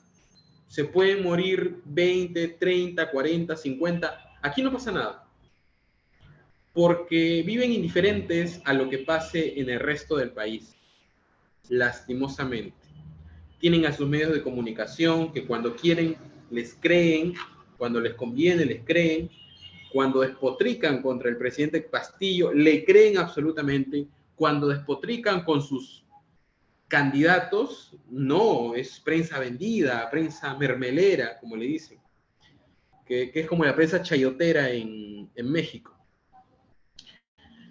Y desde luego el presidente Castillo no ha tenido nunca el respaldo de Lima. Pero a lo que yo quería acotar respecto a lo que decía Hugo, era que el presidente Castillo sí tuvo cierto manejo político respecto a la manera de hacer política en nuestro país, que quizás la actual presidenta de facto, Dina Boluarte, no lo está haciendo. Tenemos a un presidente que después de mucho tiempo, por no decir desde los 90 hasta la fecha, se ha reunido con muchos sindicatos, gremios, bases sociales, comunidades campesinas, comunidades indígenas, y que ha establecido políticas alrededor de todos ellos. Una muestra de eso es los consejos descentralizados de ministros. Los consejos de ministros se llevan, ¿dónde? En la presidencia del Consejo de Ministros, en Palacio de Gobierno, frente a 4 paredes, todos tus ministros están sentados alrededor, piensas, discrepas, bueno, hay pedidos del Ministerio de Agricultura frente al Ministerio de la Mujer, o de repente del Ministerio de Ambiente, discrepa un poco con el Ministerio de Minas, ¿no? Porque el de Minas contamina mucho y el de Ambiente está ahí tratando de controlar eso. Pero en el caso del presidente Castillo, lo que implementó fueron los consejos de ministros descentralizados, que consistía en hacer una sesión de consejo de ministros en cada región. Son 26 regiones las que tiene el país, pues el presidente creo que ya iba por 16 o 17. Y en estos consejos, sesiones de consejo de ministros, la temática era la siguiente: 3 días de sesiones de consejo. El primer día era el primer día técnico, en el cual se recibían comunidades campesinas, se recibían asociaciones de X pobladores, pedidos de alcaldes, de presidentes regionales, de alcaldes distritales, con folleto en mano o con papeles en mano diciendo: queremos que esto que nos hace falta se cumpla. Lo recepcionaban, hacían la evaluación técnica con todos los técnicos del Estado, del gobierno. Llegaba el segundo día y comenzaban a pactar. Mira, ¿sabes qué? Este proyecto es más relevante, vamos a apoyarte en esto, vamos a hacer lo otro. Mira, tu presupuesto es muy elevado, tienes que bajarlo. Y así quedaba. Llegaba el tercer día, cuando venían absolutamente todos los ministros, y como si fuera una plaza pública, también llegaba el presidente Pedro Castillo, y ya se alineaban todos los pedidos respecto a todo lo acordado previamente. Y esa era la manera en la que trabajaba el presidente Pedro Castillo, región por región. Y no solo eso, recibía en Palacio de Gobierno a todas las personas o a todos los gremios, asociaciones civiles, ya sean políticos también, que tienen que ver con un tema de de gremios sindicales y establecía mesas de trabajo para trabajar respecto a sus pedidos y a sus demandas. Todo eso hacía el presidente Castillo. Hoy se nota la diferencia, porque Dina Boluarte, ¿no? La presidenta de facto, ya no se reúne con aquellos. La primera cosa que hizo Dina Boluarte al momento no recibió a la gente, ni mucho menos. Se sentó con un cardenal, que yo soy católico, pero yo digo, o sea, el cardenal, ¿a quién representa? ¿A quién más que una iglesia y una institución? Podrá representar a la iglesia, pero no a los católicos. Que yo también soy católico, pero no me siento representado en esa figura. Entonces, se ven los cambios, se ve cómo es que trabajaba el presidente Castillo y ahora cómo es que está trabajando esta señora que lamentablemente la tenemos ahí, que tiene 30 muertos en su haber. Sin embargo, la prensa no dice absolutamente nada, ¿no? Y no sé hasta cuántos muertos más, cuántos de mis hermanos, porque yo les trato, para mí todos son mis hermanos, van a tener que seguir muriendo hasta que ella salga del poder. Pero, bueno, seguimos en la lucha, ¿no? Así es, Moisés. Te quería comentar dos casos de El Salvador. Aquí arrestaron en el régimen de excepción a una niña de 17 años embarazada, la vapulearon, la golpearon, la detuvieron. Por estos golpes que le dieron, perdió a su bebé y la mamá no sabe dónde está. En estos días vimos la noticia de una niña de 12 años, se llevaron a la mamá en el régimen de sección, no le dan oportunidad de demostrar su inocencia, no le dicen dónde está y la niña se suicidó. Y estas noticias tampoco salen en los medios. Ese es uno de los objetivos por el cual Miriam fundó este programa y nos hemos unido a ella, porque este tipo de noticias, esta niña que se mató por el régimen, estas noticias no las vas a ver en las redes. Incluso estos últimos 2 días, a mí me han dicho que los niveles de violencia han subido y los homicidios también, pero esto no lo vas a ver en las redes. En las redes sociales, bueno, en los medios de comunicación. En las redes sí lo ves, pero en El Salvador hay un miedo de denunciar. La gente tiene tanto miedo que le da miedo dar like a las publicaciones. La gente solo la ve, pero no le da like porque dicen, yo trabajo en tal ministerio y si yo le doy like, entonces me van a echar de mi trabajo, voy a perder en mi trabajo. Así estamos aquí, así. Ah, ¿oíste tú de ese caso de esa niña que se mató, Miriam? Sí, sí, oí. Sí, me dio mucha tristeza. Y los medios no lo van a reportar, y nunca lo reportan. Pero sí lo escuché, no sé si la DDR va a tomar ese caso para hacerlo viral, no sé, porque ellos a veces ayudan.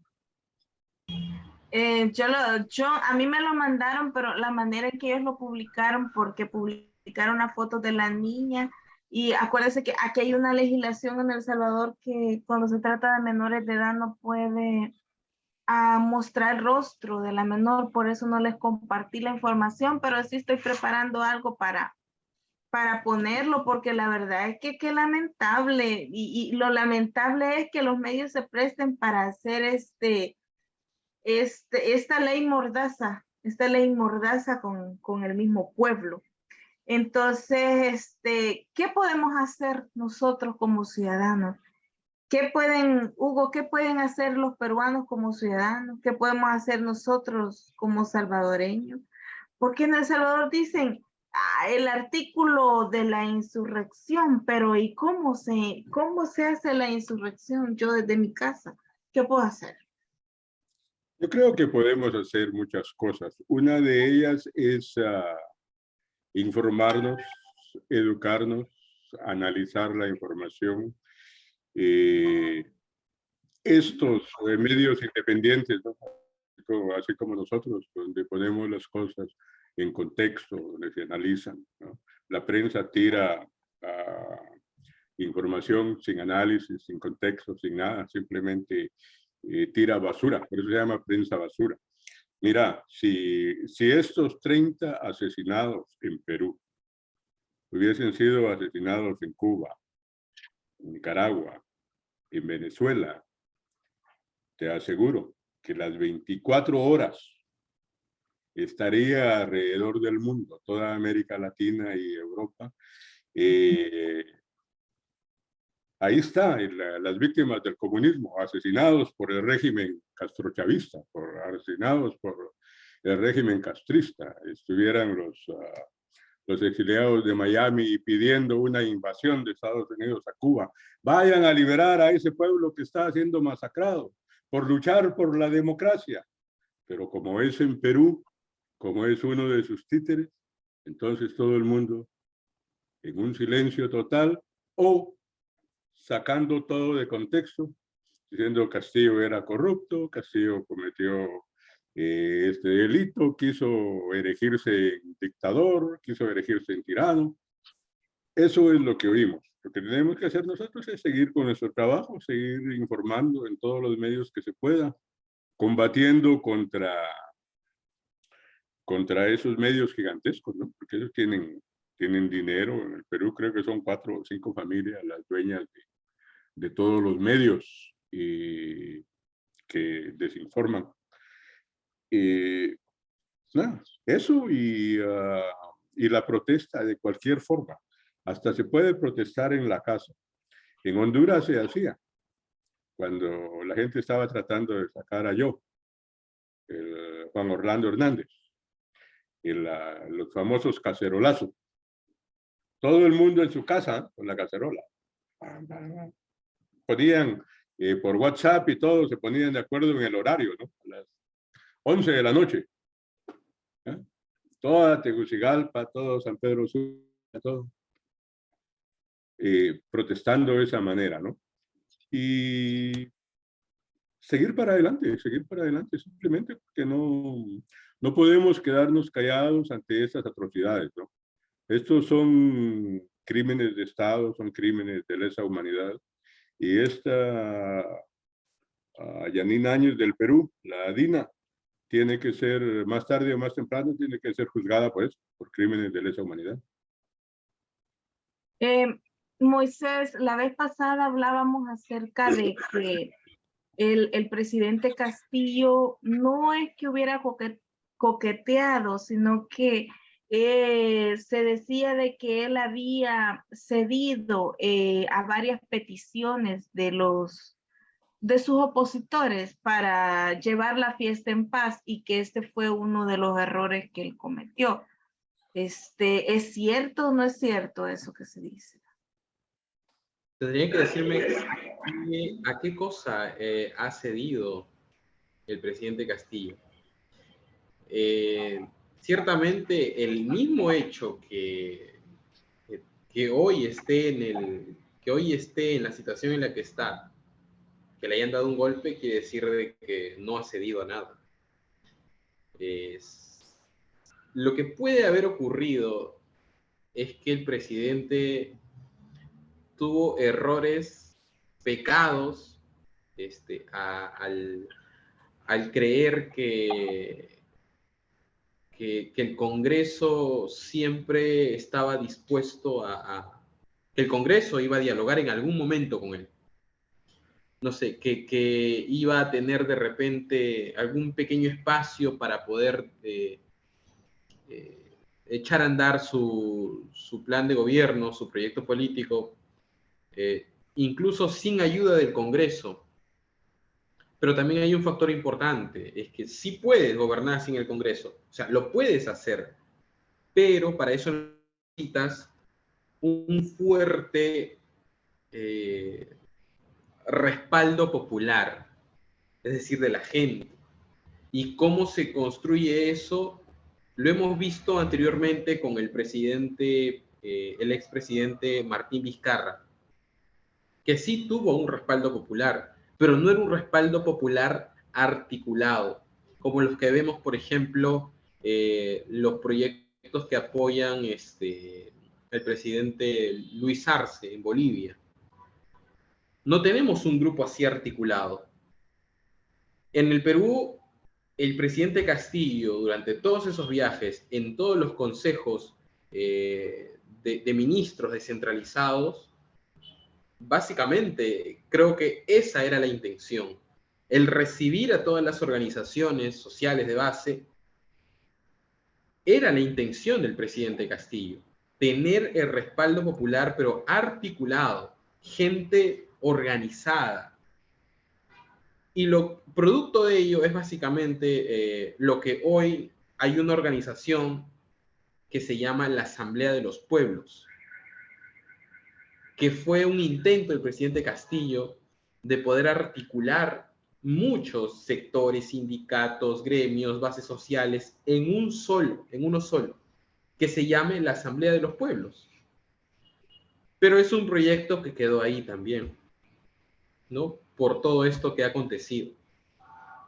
Yo, ya conversando un poco sobre El Salvador, lo poco que sé sobre El Salvador, no sé si, o sea, se dice bastante que el presidente Nayib Bukele tiene un 80% respaldo. Habría que preguntarse si es que es cierto o no.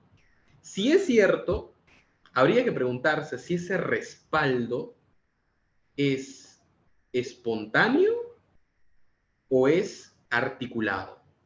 Porque si es espontáneo, puede haber una encuesta de aquí a 2-3 meses y puede caer, que es lo que pasa siempre. Y si tienes más aún a un gobierno dictatorial como el de Nayib Bukele, estás en una constante de que el pueblo no te aprueba. Entonces, creo que a eso es lo que debemos apuntar, creo, toda Latinoamérica, de agruparnos, o sea, no con el gobierno, sino ser una defensa de nosotros mismos, que es lo que sí ha intentado articular lo que se ha desarticulado durante 30 años en el Perú. Llegó el gobierno de Fujimori, desarticuló todas las bases sociales, sindicatos, gremios sindicales, desarticuló todo para dejarnos como individuos, y como individuos no nos podemos defender. Pero como grupo social, sí nos podemos hacer al menos escuchar y hacer retumbar. No sé si ese sea el caso, en todo caso, de El Salvador, pero sí me gustaría ver una organización fuerte que le haga el frente a las acciones dictatoriales, no solo de Nayib Bukele, sino de cualquier otro que trate de imponerse.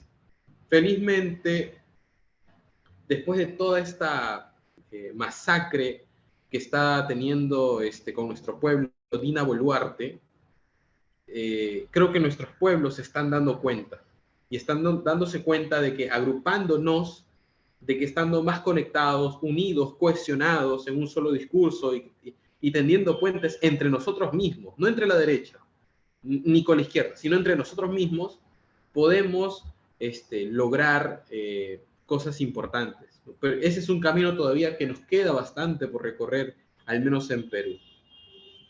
Y es lo que me gustaría que también se logre en otros países, ¿no? Y es el sostén incluso de proyectos políticos, más allá de gobernantes, ¿no? Si quizás el presidente Castillo hubiera tenido el tiempo de poder hacer todo esto, a él lo podrían haber vacado.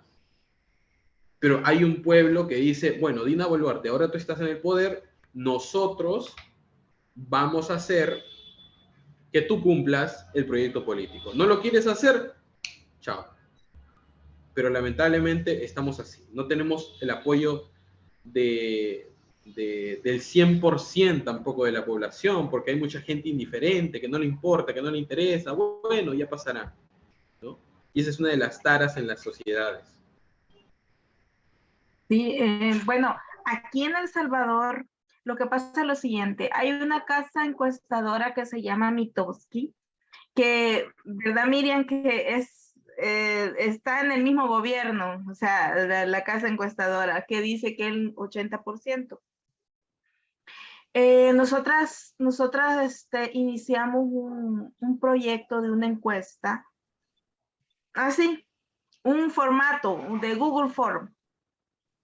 En 48 horas, 527 personas llenaron el formato y salió muy mal el presidente. Entonces, pues yo creo que Bukele tira las encuestas de la Mitowski, las encuestas que son pagadas para crear una falsa percepción de que él tiene mucha aceptación porque el Congreso, la Asamblea Legislativa, ha aprobado el voto electrónico para la próxima elección. Y con decirte de que ha aprobado el voto electrónico y que los hermanos lejanos van a poder votar con pasaporte, con documento vencido y con una historial de proyectos electrónicos que a él no le han funcionado. Entonces ya se ve pues el fraude y cuando él gane va a decir, bueno, las encuestas lo decían, pero por eso pareció importante hacer un proyecto de encuestas porque ¿qué puede ser una encuesta? ¿Qué puede ser una encuesta? Si yo hago una encuesta aquí donde vivo, que el 99.99% son Nayib Líber, si yo hago una encuesta aquí, va a ganar Nayib Bukele. Pero si me voy a hacer la encuesta allá donde hacen fila todas las gentes que están viendo si pueden pagar lo de su familiar que está detenido, ahí va a salir muy mal Nayib Bukele. Y entonces mi pregunta es, ¿y entonces cómo yo puedo confiar en una encuesta de él? ¿Cómo puedo confiar en una encuesta de él? Entonces dicen que las encuestas son una fotografía del momento, pero entonces quiere decir que también depende dónde se tome esa fotografía, a dónde se tome, porque una cosa es que nos tome una fotografía a dónde está su gente, dónde está mi gente. Mira, la encuesta de nosotros salió muy mal él, la encuesta de los Mitowski sale muy bien él. Y entonces, o sea, ahí hay un contraste, ¿verdad, Miriam? Sí, sí. Hay un contraste ahí de información. Entonces, bueno, creo que este programa ha sido muy informativo y gracias a todas las personas que me han mandado sus preguntas. Las he hecho, las que no he hecho, pues entonces vamos a ver cómo conseguimos la respuesta. El próximo martes tendremos aquí a Luz Mar, que ella está en Perú, ¿verdad, Miriam? Sí. Ella está en Perú y también va a traer su punto de vista de todo lo que está pasando. Para mí es un gusto estar siempre con Hugo, con Moisés, con Miriam, aquí compartiendo con ustedes salvadoreños en la red por el mundo. Nosotros estamos aprendiendo de geopolítica porque yo antes de que Hugo viniera a los programas, yo no sabía absolutamente nada de geopolítica, o sea, de lo que ocurría afuera de mi país, yo no sabía nada. Hasta ya no me alcanzaba la lengua para llegar con mi chisme, ¿verdad? Sino que yo me quedaba hasta aquí. Ahora estoy aprendiendo bastante y qué bueno que aprendamos de personas que están de primera mano y les agradezco a ustedes por haber utilizado, a pesar de ser profesionales, haber utilizado un lenguaje para que todos lo podamos entender, porque yo siempre le digo a mis amigos en Facebook, si yo lo entiendo, lo puede entender usted. Si yo que soy una ama de casa, entiendo, entonces lo va a entender usted porque tratamos la manera que el mensaje llegue y quede ahí. Y por eso no utilizar demasiado tecnicismo. Entonces les agradezco y quisiera que ustedes dejaran un último mensaje, tal vez un mensaje para las personas que están con aquello de ¿y ahora qué va a pasar? Y ahora, ¿qué nos espera? ¿Qué nos espera con todo este desorden que está pasando?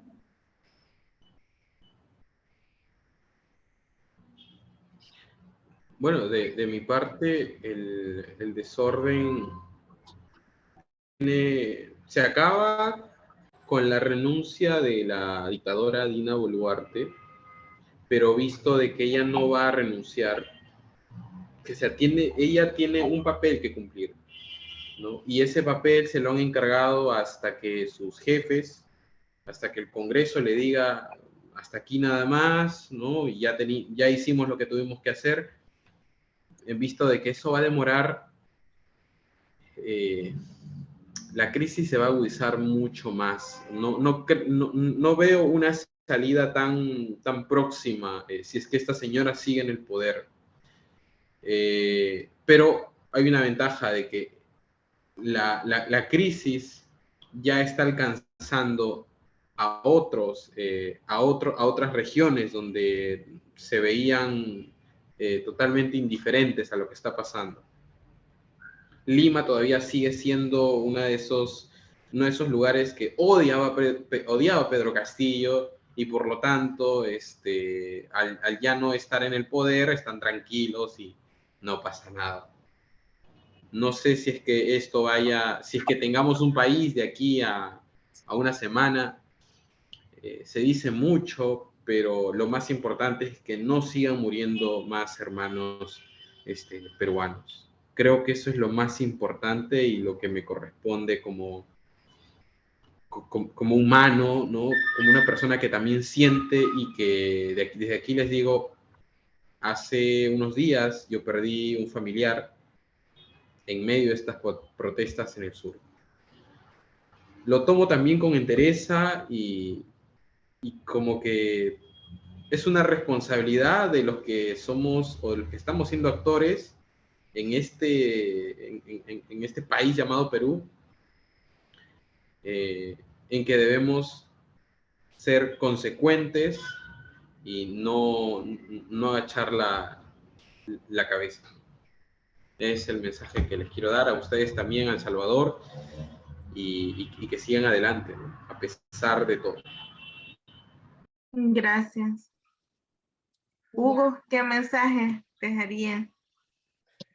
Para todos los pueblos de América Latina en lucha, porque son varios, ¿no?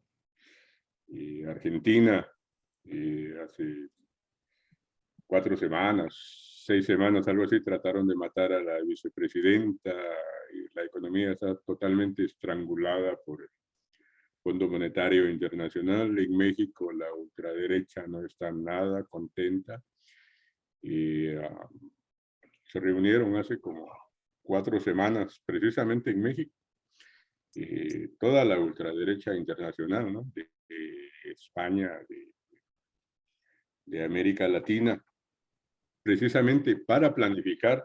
Y yo participé en un programa a principios de diciembre, 3 o 4 de diciembre, algo así, y mencionaba ahí la reunión que había tenido una representación, una comisión de la OEA, que fue a Perú a reunirse con varios sectores. Y yo decía, ojalá que esta reunión de la OEA, que es golpista, no sea el preludio de un golpe de Estado. Y el golpe se dio una semana después, parece. Es en todas partes, y no es solo América Latina, es Europa. Hoy mismo habían protestas fuertes, enfrentamientos entre la policía y manifestantes en París. Hay protestas en Alemania, en Holanda, en todas partes. El mensaje es desear mucha salud, mucha fortaleza para los desafíos que se avecinan, porque no son pequeños, son grandes desafíos, y mantener la unidad, la esperanza de que solo el pueblo salva al pueblo, y la organización, la articulación, y seguir adelante con lo que podamos. Ese es el mensaje. Gracias. Y yo lo que quería saber, Sarita, pues yo lo que quiero decir es que vamos a seguir luchando, usted y yo, y ahora nos toca una tarea de investigar quiénes son los dueños de todos los medios de comunicación en El Salvador, porque yo no sé quiénes son. Como Hugo dijo, los dueños allá son como 5 familias en Perú. Nosotros, yo no sé cuántos son. Entonces, es que va a ser nuestra tarea de usted y yo la próxima vez. Muchas gracias, Moisés. Gracias por aceptar mi invitación. Y espero no sea la última vez. Y Hugo también. Gracias. Y hasta la próxima. Bye, muchas gracias.